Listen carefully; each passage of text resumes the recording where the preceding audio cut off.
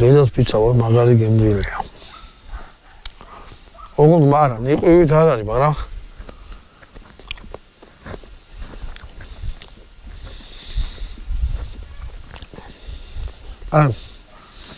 როგორც ხორცია, როგორც ქათმის ხორცი რაღაც მაგდაგვარი კონსისტენცია აქვს ამას რა. ანუ ეს გამოვიდა გემრიელი. ხახვი მოუხვდა, მაგრამ შეიძლება შავი პილპილიც მოუხვდეს, აი რაღაცნაირი გემრიელია რა.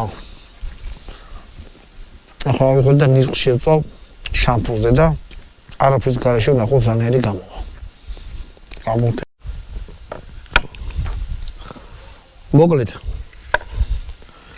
აგერ ნიყვი დავითრიე კიდე, ანუ შამპურზე მინდოდა შემეწვა, მაგრამ რახან ვიშოვნე კეცი და კარაკი.